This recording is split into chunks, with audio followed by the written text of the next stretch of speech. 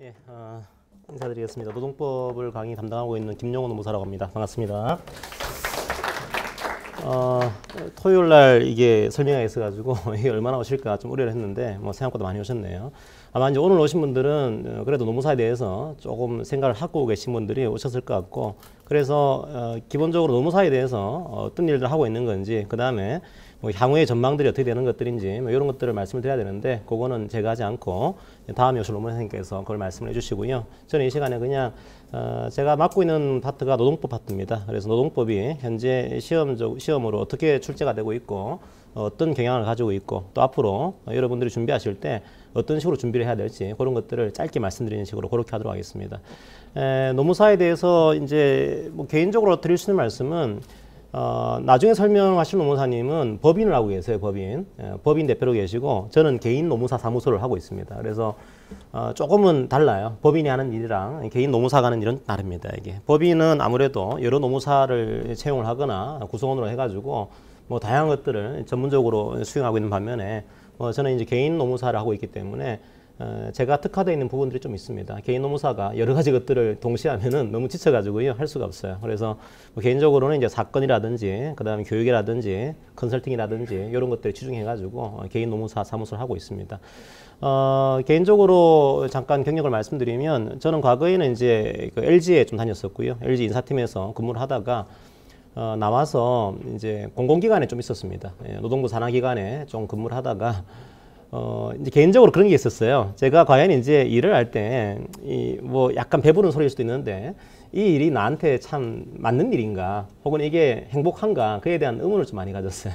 마치 이제 조직이 한 부속품처럼 여여있는 그런 느낌들. 그래서, 제가 하는 일이 노무 일이다 보니까, 제가 좀 자유롭게 개인적인 전문성을 발휘하면서 할 수 있는 게 없을까 하다 보니까, 노무사 자격증이 있더라고요. 그래서, 제가 1차 준비를 이제 좀 됐습니다. 오래전에.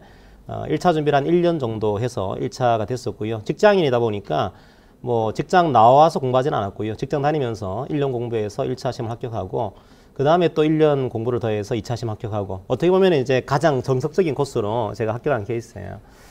지금보다는 조금 이제 합격하기가 수월했던 시기였을 수도 있습니다.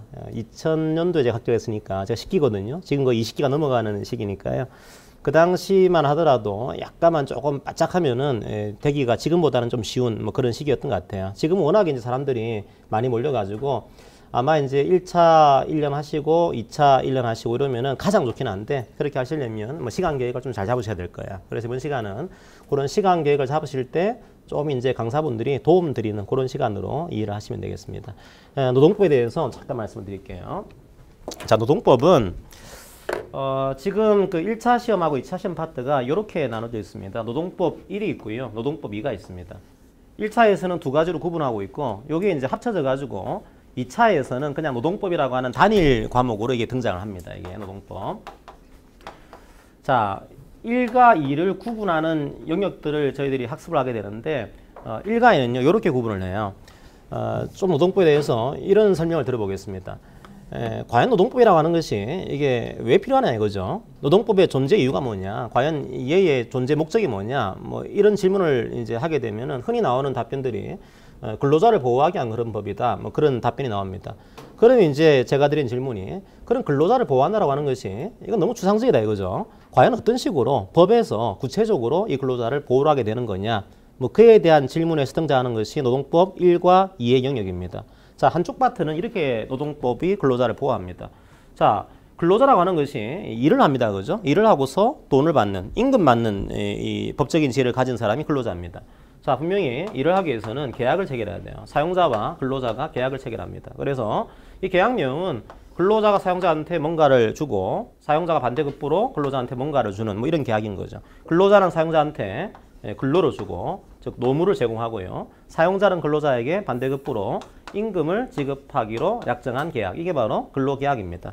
사실은 노동법이라고 하는 법이 없다고 하더라도 이 계약을 통해서요, 얼마든지 일을 할 수가 있습니다. 민법에 따라서 일을 할 수 있어요. 그죠? 계약을 하게 되면. 그런데 이게 지나치게 계약 자유의 원칙이라고 하는, 너희들이 마음대로 계약하세요, 이런 원칙에만 맡겨두게 되면 상대적으로 약자인 근로자에게 굉장히 불리한 그런 희한한 그 계약 내용들이 등장할 수가 있습니다. 아주 극단적으로 뭐 하루에 한 20시간 근무하고 한 달에 임금은 10만 원 주겠다. 뭐 이런 계약을 했다고 하더라도 민법에 따르면 합의했으면 그죠? 계약은 그 효력을 가지게 됩니다. 자, 그런데 그렇게 하게 되면 상대적으로 약자인 근로자에게 굉장히 불리한, 어떻게 보면 인간으로서의 존엄성을 지키지 못하는 그런 계약이 만들어질 수 있으니, 자, 이 계약 속에 이제 누가 개입하는가 하면 국가가 개입을 해요. 개입을 하면서, 자, 계약이라고 하는 것이 자본주의 국가니까 이게 뭐 완전히 100% 통제하지는 않습니다. 계약을 자유롭게 하라 이거예요. 계약을 자유롭게 하긴 하는데 이제 국가가 이 계약 속에 개입해서 자, 자유롭게 하지만 나름대로 자, 사용자가 지켜야 될 근로조건, 예를 들면 뭐 근로시간, 임금, 휴일, 휴가 이런 기준을 국가가 정해주겠다 그러면서요. 국가가 그런 근로조건에 관한 기준을 정해줍니다. 자, 그런데 이 기준이 무슨 기준인가 하면 이게 최고 기준일까요? 최저 기준일까요? 가장 아래 기준이겠죠, 그죠? 네, 가장 아래 기준 정해놓고 최저 기준을 국가가 일반적으로 정해놓고 자, 적어도 계약을 체결할 때 자유롭게 하긴 하지만 국가가 강행적으로 정해놓은 이 최저 기준보다는 좋은 조건으로 계약을 체결해야지 이 계약의 효력을 인정해주겠다 이거예요. 만약에 이 기준보다 자, 떨어지는 계약을 체결하게 되면, 미달하는 그런 계약을 체결하게 되면 그 계약의 효력을 자, 없는 걸로 하겠다. 즉 무효로 하겠다. 자, 이런 식으로 국가가 자, 근로자와 사용자 사이에 계약을 체결할 때 지켜야 되는 최저 기준 같은 것들을 법으로 강제를 하게 됩니다. 저희들이 이제 흔히 아는 법들이 어떤 게 있습니까? 이게 최저임금법 거죠. 최저임금법. 국가가 최저임금을 정해둔 거죠. 아무리 뭐 자유롭게 한다고 하더라도 적어도 이 임금보다는 좋은 조건으로 임금을 줘야지 이거보다 떨어지게 되면 인정하지 않겠다 이겁니다. 올해 같은 경우가 5,210원, 내년도가 5,580원 이런 식으로 최저 기준을 정해둔 겁니다. 자, 근로기준법. 근로기준법 뭐죠 이게?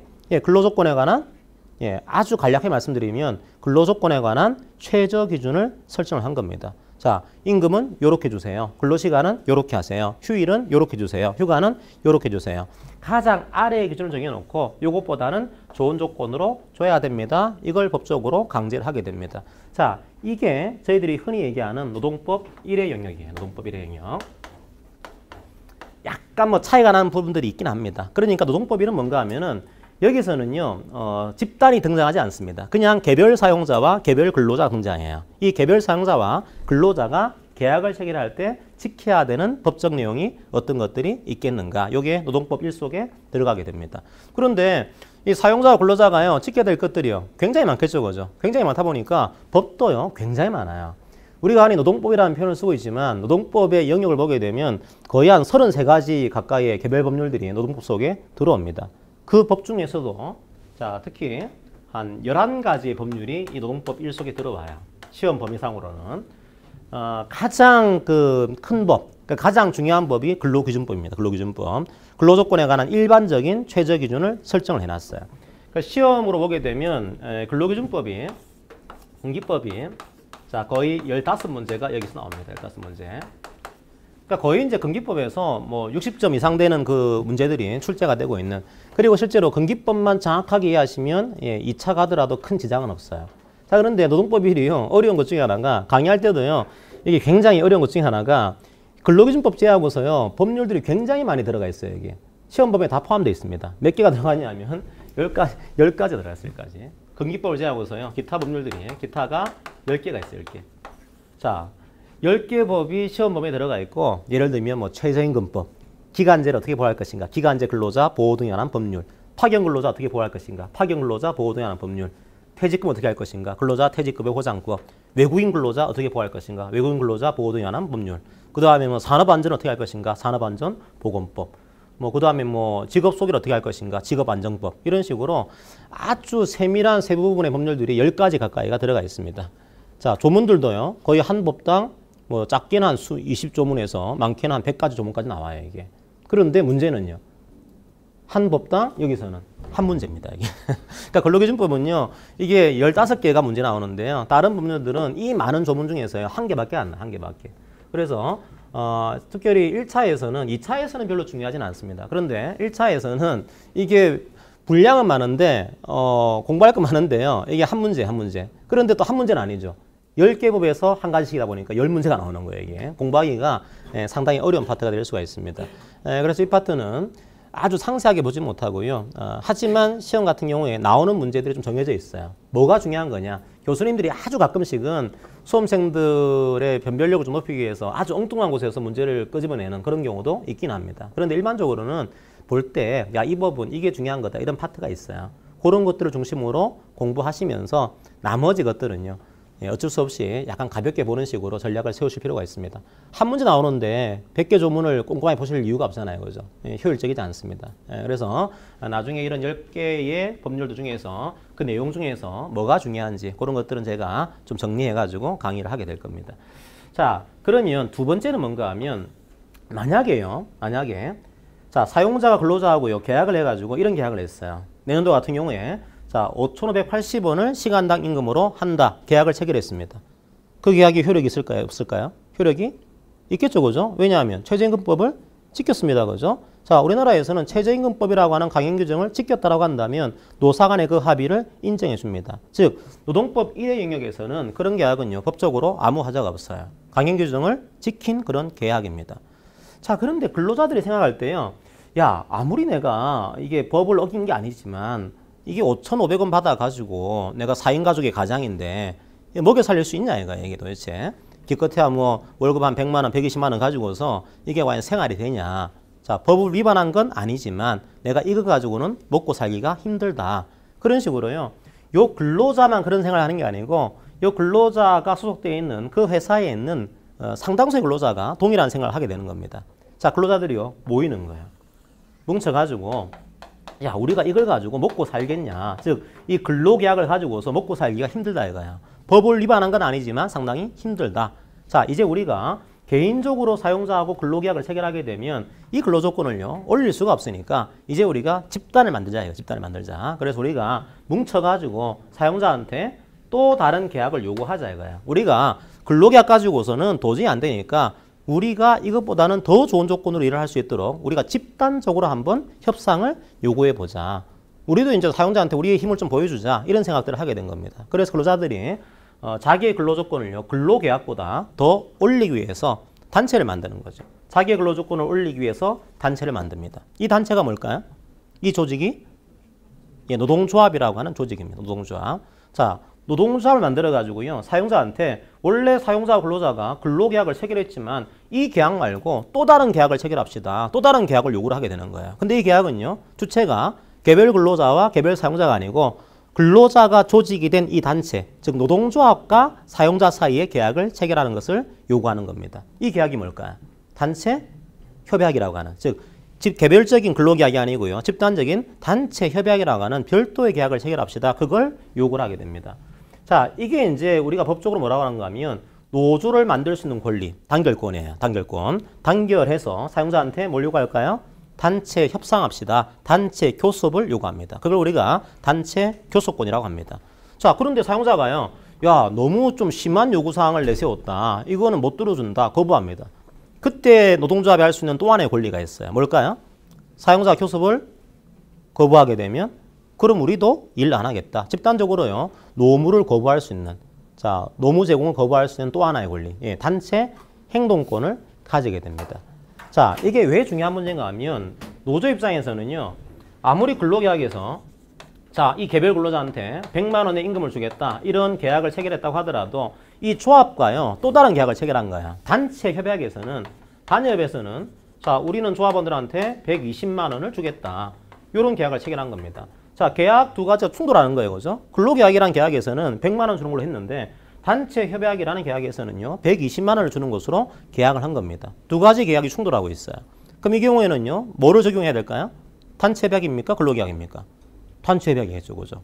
단체 협약은요. 근로계약을 무력화시킵니다. 단체 협약이 우위에 서 있어요.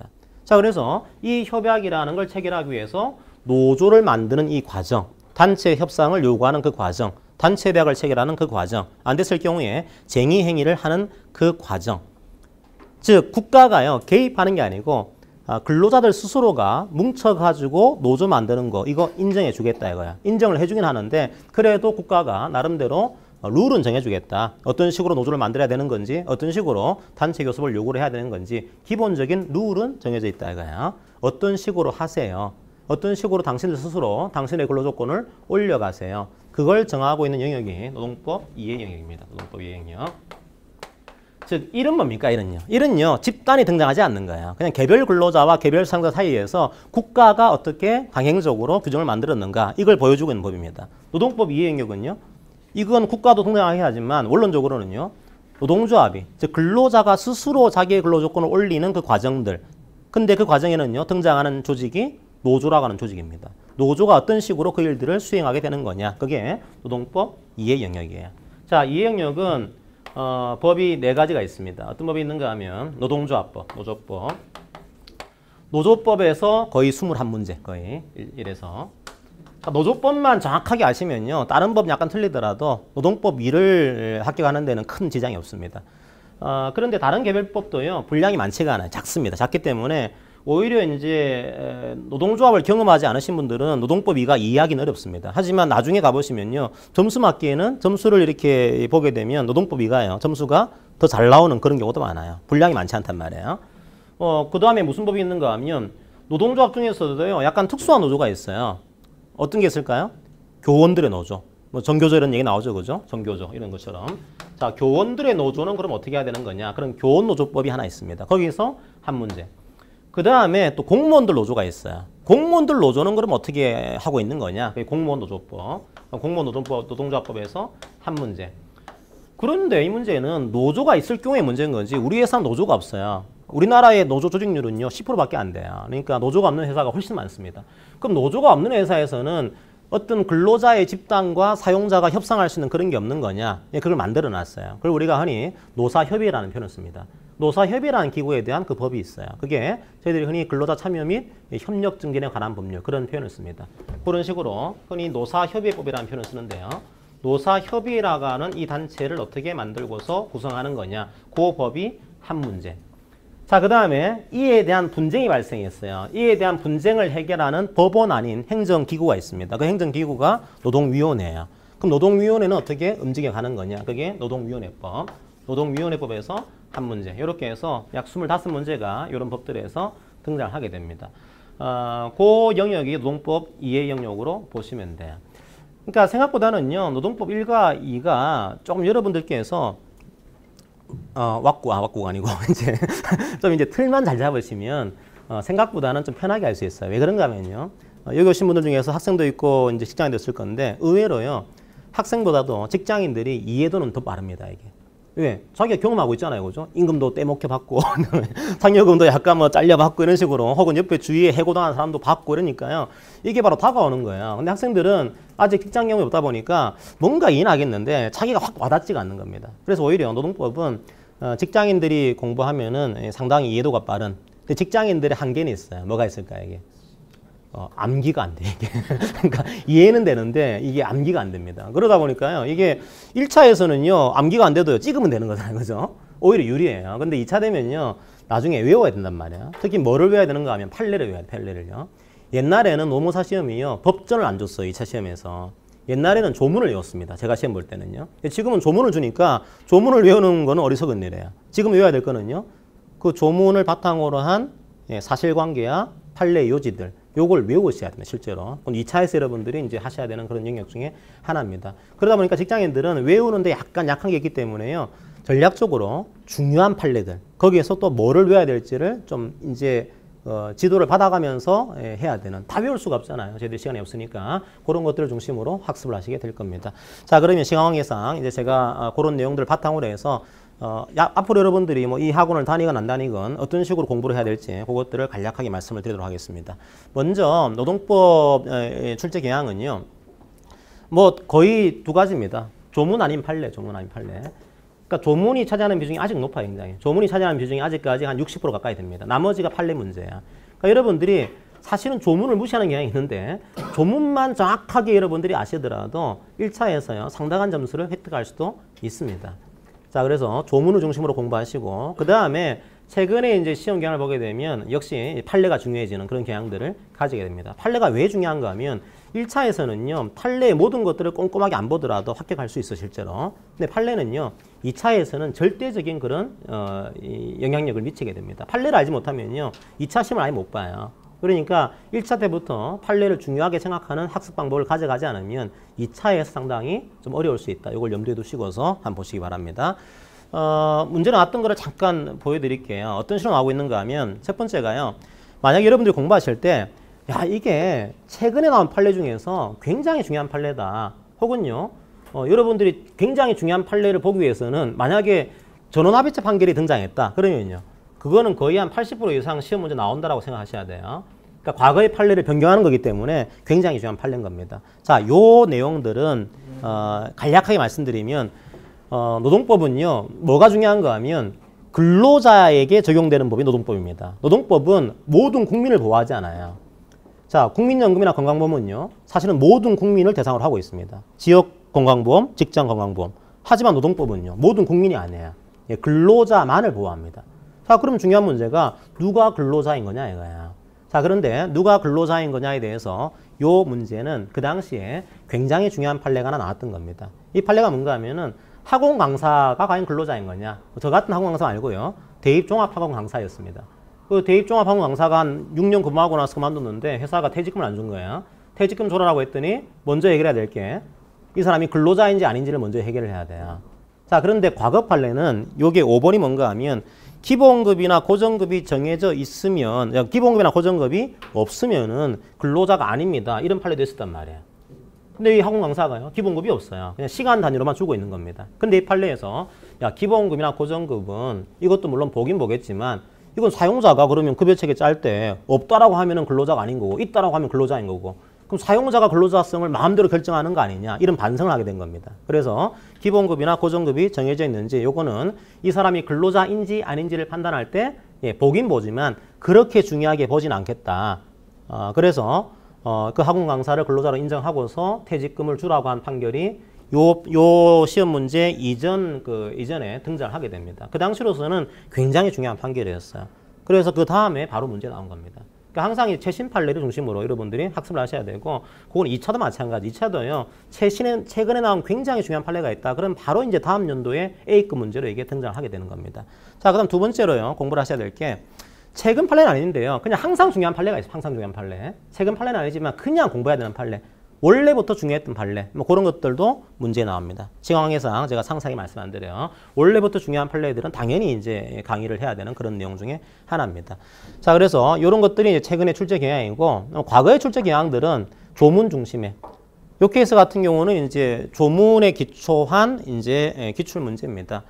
그런데 이 조문만 보고 나서 이걸 응용하지 못하면요, 이 문제를 못 풀 수도 있어요. 이거 뭔가 하면은 근로자가요, 부당해고를 당했어요. 부당해고를 당하게 되면 나중에 노동위원회에서 이거 부당해고 맞다, 원직에 복직을 시키세요. 그렇게 구제 명령을 내리게 됩니다. 부당해고라고 한다면 사용자가 안 따라요. 그걸 지키지 않습니다. 그러면 이행강제금을 부과해요.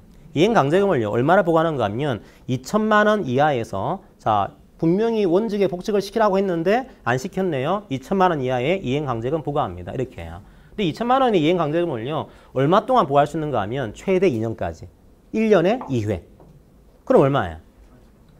한 1년에 4천, 2년에 하면 8천이겠죠, 그죠? 그러니까 2천만 원까지니까 이걸 4번 할 수 있는 거잖아요, 그죠? 그래서 8천만 원까지 이행강제금을 부과할 수 있는 겁니다. 이게 조문을 응용한 조금 이제 실무적인 내용이 가미가 되어 있는 그런 문제로 볼 수가 있습니다. 이렇게 약간 조문을 응용한 문제도 등장하게 되고, 아주 전통적인 것들은 조문 자체 그냥 조문 자체를 알고 있냐는 문제입니다. 이거는 이제 징계를 할 때 감봉을 한다. 감봉을 할 때 최대한 깎을 수 있는 한도가 있어요. 그 한도를 조문으로 만들어 놨습니다.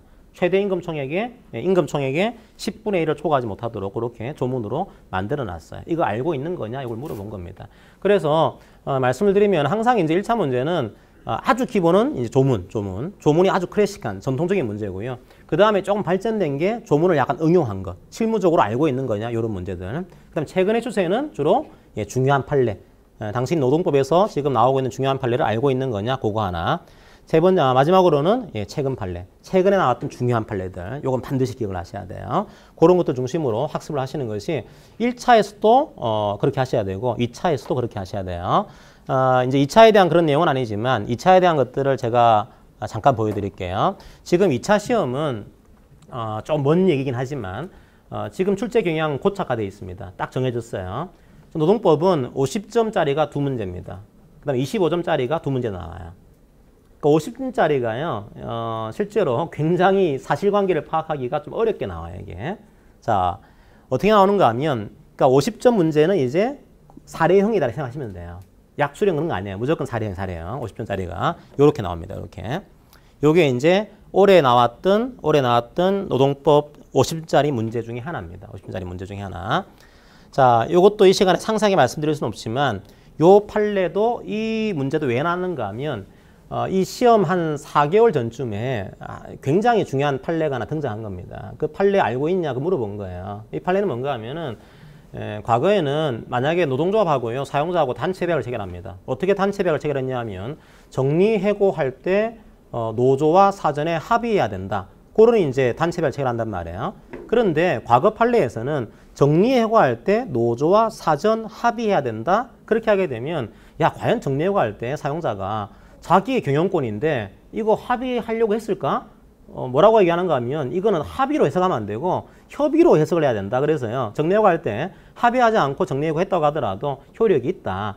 이런 식의 판례가 과거 판례의 주류였어요. 그런데 최근 판례에서 뭐라고 했는가 하면 정리해고할 때 합의해야 된다. 그런 조항이 들어가 있으면요, 예, 그건 그 자체로서 그렇게 해석을 해야 된다. 그러면서요, 합의하지 않은 정리해고는 효력이 없다라고 하는 뭐 그런 판례가 최근에 등장하게 됩니다. 그게 프랑스 회사인데요. 프레시아 배기 컨트롤이라는 회사에서 나온 3월 달에 나왔던 굉장히 중요한 판례였어요. 그게 나오자마자 바로 그의 시험에 2차가 등장한 겁니다. 그래서 역시 마찬가지로 굉장히, 근데 중요한 판례인지 아닌지 어떻게 아는 거냐? 다 알 수 있어요. 이거 나오게 되면요, 진짜 중요한 판례면요, 바로 관련된 논문이라든지 잡지 같은 것들에 이게 실리게 됩니다. 그리고 강사들 입장에서는요, 당연히 이게 중요한 판례인지 알아요. 소개를 해주겠죠, 그죠? 그래서 이런 것들은 문제가 누구나 다 A급으로 짐작할 만한 그런 문제인 거죠. 당연히 나올 거다. 당연히 나올 것 같은 문제가 이게 하나 나온 겁니다.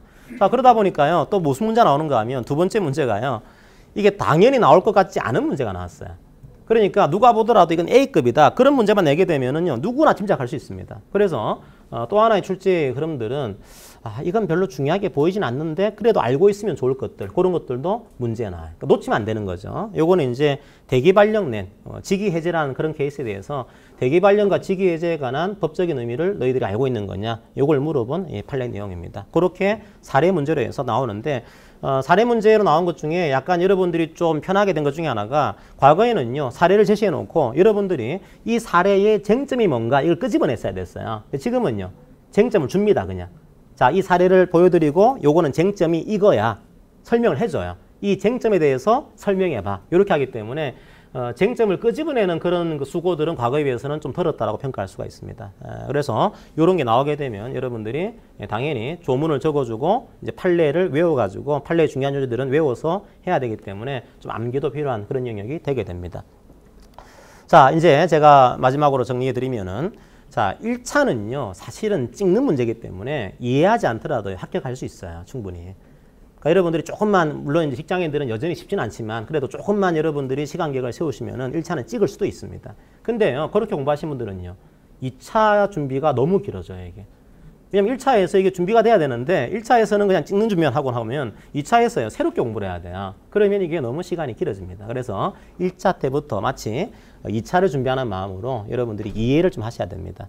자, 그래서 제가 이제 할 때는 교수님 기본서로 하진 않는데 교수님 기본서도 여러분들이 하나 선정해가지고 공부하실 때마다 그걸 읽어가세요. 최소한 이제 그게 한 1, 2독은 돼야지만 전체에 대한 맥락이 좀 잡히게 됩니다. 그래서 그런 이해를 중심으로 하시고요. 두 번째로 1차 준비를 하지만 항상 2차를 염두에 두세요. 그럼 2차에서는 뭐가 중요할까요? 예, 판례가 중요합니다. 그래서 항상 중요한 판례가 나오게 되면 그 판례들을 좀 외우는 그런 작업들을 하실 필요도 있습니다. 이제 직장인들이다 보니까 계획을 잘 잡으셔야겠죠. 동차를 하시는 분도 계신데 동차는 현실적으로 판단하시기 바랍니다. 내가 과연 시간적으로 동차를 준비할 가능성이 있는 것인가 따져보시고, 동차를 준비하는 계획표와 그 다음에 1년 잡는 계획표는 서로 다를 수가 있습니다. 여러분들이 스스로의 시간을 생각하셔가지고 적절하게 시간 계획을 잡으시면 될 것 같고요. 그다음에 1차는 그냥 기출문제 잘 보시고요. 기출문제만 정확하게 보시더라도 고득 좀 할 수 있습니다. 그래서 기출문제 보시고, 그 다음에 조문 무시하지 마시고요. 조문은 기본이에요. 2차 보실 때도요, 조문을 안 적고 이제 그 문제를 해결하는 분들이 있습니다. 그거는요, 예, 출발이 잘못된 거예요. 사실은 이 문제에 대해서 이 조문을 해석을 해야 되는데 조문을 안 적어놓고 바로 그냥 문제에 들어가는 그런 분들이 있습니다. 굉장히 관점연이 될 수 있죠, 그죠? 항상 조문을 중심으로 생각하시고, 그 다음에 이제 제가 만약에 이제 이 학원에서 강의를 들으시게 되면 제가 하는 강의의 내용에 대해서 잠깐 말씀드리면요. 일단 교재는 이제 임 교수님 교재는 그냥 참고 자료로만 여러분들이 사용을 하시기 바랍니다. 그러니까 지금 현재 노무사 시험 시장에서는 가장 많이 활용되는 교재가 임종일 교수님 교재인데 그거 말고도요. 자기에게 맞는 교재 택하시면 돼요. 뭐 김영미 교수님 교재라든지 이런 교재도 있습니다. 근데 제가 이제 할 때는 제가 만든 그냥 교재를 가지고 활용하도록 하겠습니다. 아직까지 뭐 시중에 출간된 건 아니고요. 그냥 이 학원을 위해서 만든 자료인데 나름대로 제가 생각할 때는 깔끔하게 만들어 둔 것 같아요. 자, 어떻게 할 거냐면 여러분들이 공부하시기 편하도록 이렇게 기본적으로 이제 임 교수님 교재의 페이지 수를 옆에 좀 게재를 해놓고요.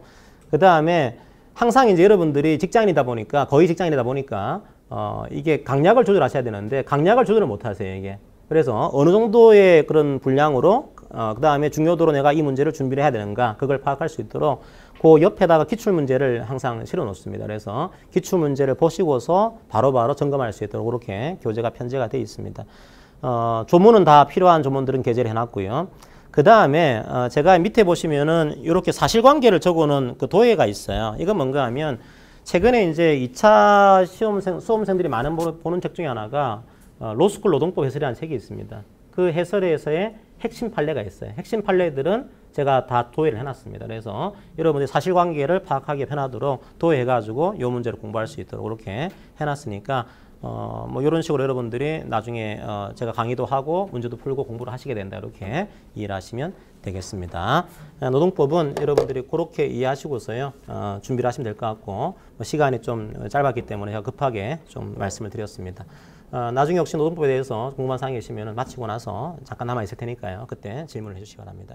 강의 이것으로 마무리하도록 하겠습니다. 고맙습니다.